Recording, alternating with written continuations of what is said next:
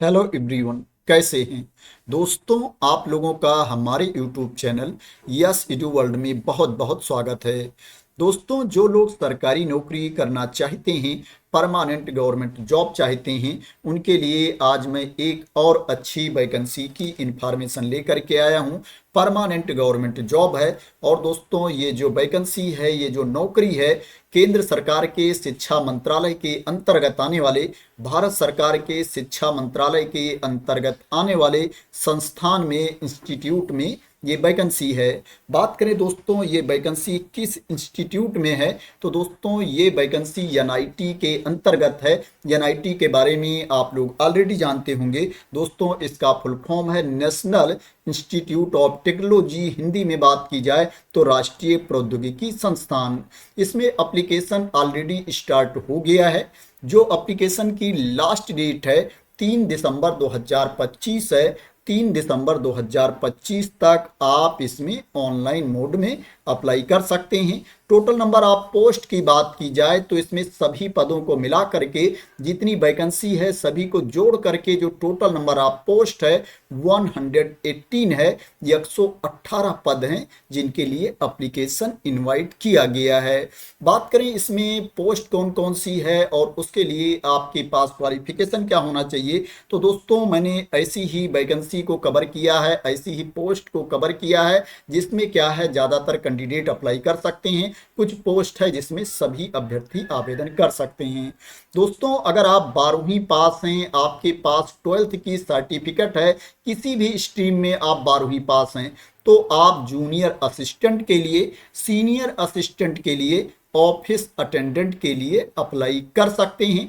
दोस्तों, इसमें जो जूनियर असिस्टेंट की पोस्ट है, सीनियर असिस्टेंट की पोस्ट है, इसके लिए आपको टाइपिंग भी आनी चाहिए और क्या है, कंप्यूटर वर्ड प्रोसेसिंग, स्प्रेडशीट का नॉलेज भी आपको होना चाहिए। जो टाइपिंग स्पीड होनी चाहिए आपकी 35 वर्ड्स पर मिनट आपकी टाइपिंग स्पीड होनी चाहिए। दोस्तों, अगर आप 12वीं पास हैं विज्ञान वर्ग से और उसमें 60% अंक हैं, 60% मार्क्स है, तो दोस्तों क्या है, आप टेक्नीशियन के लिए और सीनियर टेक्नीशियन के लिए अप्लाई कर सकते हैं। और दोस्तों, अगर आप 12वीं पास हैं विज्ञान वर्ग से तो आप लैब अटेंडेंट की पोस्ट के लिए भी अप्लाई कर सकते हैं।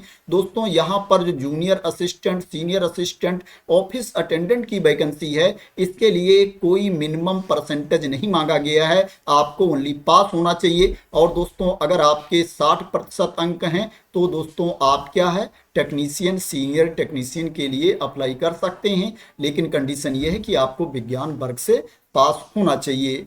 बात करें दोस्तों, इसमें आपको सैलरी कितनी मिलेगी, किस पे लेवल के अकॉर्डिंग मिलेगी, तो दोस्तों इसमें सीनियर टेक्नीशियन के लिए, सीनियर असिस्टेंट के लिए आपको पे लेवल 4 के अकॉर्डिंग सैलरी मिलेगी। टेक्नीशियन, जूनियर असिस्टेंट के लिए आपको पे लेवल 3 के अकॉर्डिंग सैलरी मिलेगी। लैब अटेंडेंट, ऑफिस अटेंडेंट के लिए आपको पे लेवल 1 के अकॉर्डिंग सैलरी मिलेगी। अब दोस्तों बात करते हैं एज के बारे में कि इसमें एज लिमिट क्या है।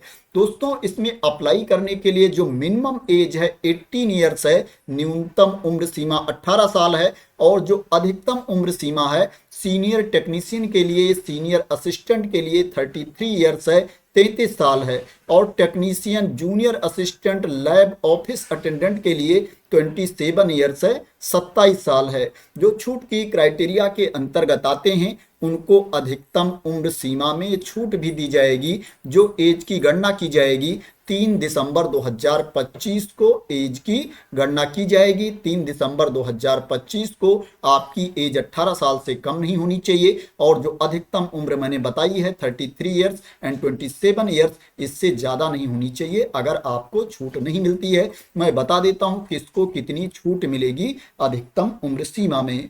दोस्तों, जो एससी कैटेगरी के कैंडिडेट हैं, एसटी कैटेगरी के कैंडिडेट हैं, उनको अधिकतम उम्र सीमा में 5 साल की छूट दी जाएगी, और जो ओबीसी कैटेगरी के कैंडिडेट हैं उनको 3 साल की छूट दी जाएगी, और जो पीडब्ल्यूबीडी कैटेगरी के कैंडिडेट हैं अनरिजर्व कैटेगरी में आते हैं उनको अधिकतम उम्र सीमा में 10 साल की छूट दी जाएगी और पीडब्ल्यूबीडी एससी एसटी कैटेगरी के कैंडिडेट को अधिकतम उम्र सीमा में 15 साल की छूट दी जाएगी और पीडब्ल्यूबीडी ओबीसी कैटेगरी के कैंडिडेट को अधिकतम उम्र सीमा में 13 साल की छूट दी जाएगी।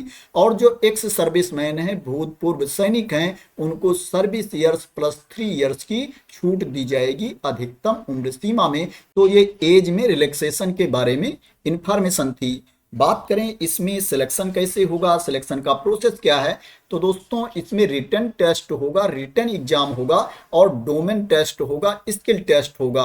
रिटन एग्जाम में मल्टीपल चॉइस क्वेश्चंस पूछे जाएंगे, बहुविकल्पीय प्रश्न पूछे जाएंगे और जो डोमेन टेस्ट है ये स्किल टेस्ट है दोस्तों, ये क्या है, पोस्ट वाइज लिया जाएगा, पोस्ट वाइज ये अलग अलग होगा।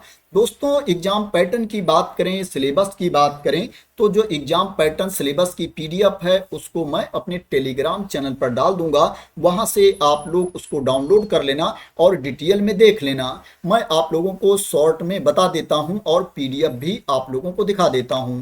दोस्तों ये पीडीएफ है, जब इस पीडीएफ को आप ओपन कर लेंगे तो दोस्तों आपको ग्रुप सी वाली पोस्ट पर आना है। मैंने जो आप लोगों को इंफॉर्मेशन दी है ग्रुप सी के पोस्ट के बारे में इंफॉर्मेशन दी है, इसमें ग्रुप बी की भी वैकेंसी है और ग्रुप ए की भी वैकेंसी है। अगर आप ग्रुप ए के लिए अप्लाई करना चाहते हैं, ग्रुप बी के लिए अप्लाई करना चाहते हैं तो नोटिफिकेशन से देख करके आप उसके लिए भी अप्लाई कर सकते हैं। ग्रुप सी में सीनियर टेक्नीशियन के लिए रिटन टेस्ट होगा और डोमेन टेस्ट, स्किल टेस्ट होगा।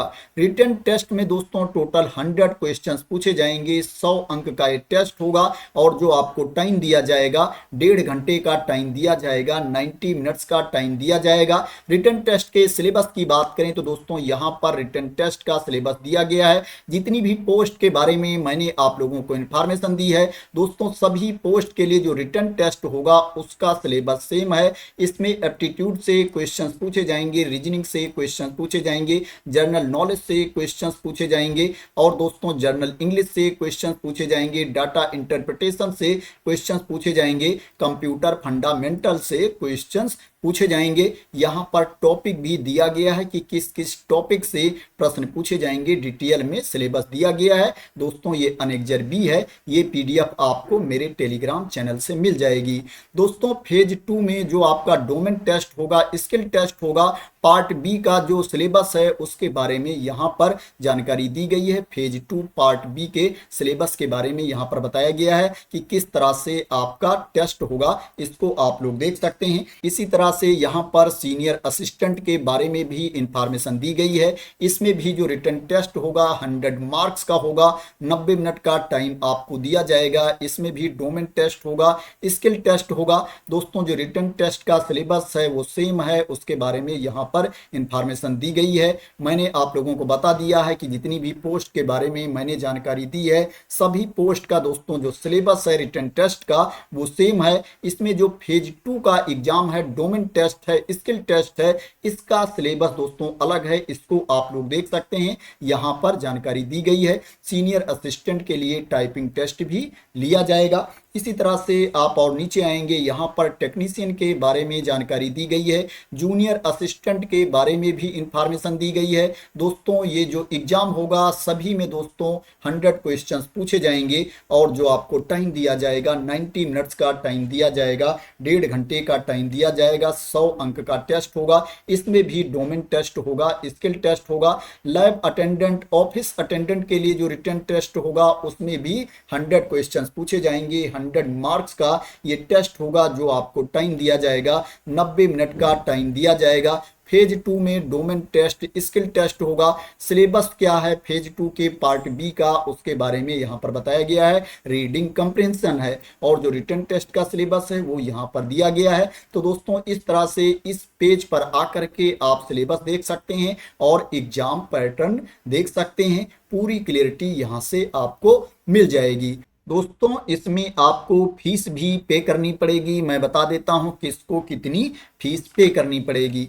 दोस्तों जो जनरल कैटेगरी के कैंडिडेट हैं, ओबीसी कैटेगरी के कैंडिडेट हैं, ईडब्ल्यूएस कैटेगरी के कैंडिडेट हैं, उनको 1,000 रुपये फीस पे करनी पड़ेगी। 1,000 रुपीज फीस पे करनी पड़ेगी। और जो एससी कैटेगरी के कैंडिडेट हैं, एसटी कैटेगरी के कैंडिडेट हैं, महिला अभ्यर्थी हैं, पीडब्ल्यूबीडी कैटेगरी के कैंडिडेट हैं, ईएसएम कैंडिडेट हैं, एक्स सर्विसमैन हैं, उनको कोई फीस नहीं पे करनी है। वो इसमें फ्री ऑफ कास्ट अप्लाई कर सकते हैं। अब बात करते हैं दोस्तों इसमें आपको अप्लाई कैसे करना है, कहां पर जा करके अप्लाई करना है। दोस्तों ये अप्लाई करने का लिंक है, इसको भी मैं अपने टेलीग्राम चैनल पर डाल दूंगा।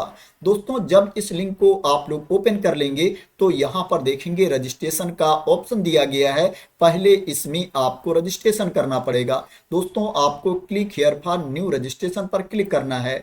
जब इस पर आप क्लिक करेंगे तो आपके सामने रजिस्ट्रेशन का ऑप्शन आ जाएगा। जो जो डिटेल्स यहाँ पर मांगी जा रही है फिल करके आपको अपना रजिस्ट्रेशन कंप्लीट कर लेना है। उसके बाद आपको इसमें लॉगिन करके अप्लाई करना है। दोस्तों बात करें कि आपके जॉब की लोकेशन क्या होगी, तो दोस्तों ये जो वैकेंसी निकली है एनआईटी दुर्गापुर में वैकेंसी निकली है, राष्ट्रीय प्रौद्योगिकी संस्थान दुर्गापुर में भर्ती है। दोस्तों ये वेस्ट बंगाल में पड़ता है। आप कहीं के भी रहने वाले हैं इसमें आवेदन कर सकते हैं, लेकिन सिलेक्शन होने के बाद जो आपकी नौकरी होगी, जॉब की लोकेशन होगी, वो वेस्ट बंगाल होगी। और दोस्तों जो आपका एग्जाम होगा, स्किल टेस्ट होगा, रिटन टेस्ट होगा, वो भी दोस्तों बंगाल में ही हो सकता है।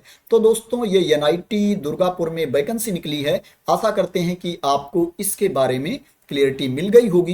दोस्तों अगर आपको इसके बारे में क्लियरिटी मिल गई हो और इसी तरह की इंपॉर्टेंट अपडेट चाहते हैं, इंफॉर्मेशन चाहते हैं, वैकेंसी की न्यूज चाहते हैं, तो आप लोग मेरे चैनल को सब्सक्राइब कर लेना। अगर अभी तक सब्सक्राइब ना किया हो तो थैंक यू सो मच दोस्तों फॉर वॉचिंग।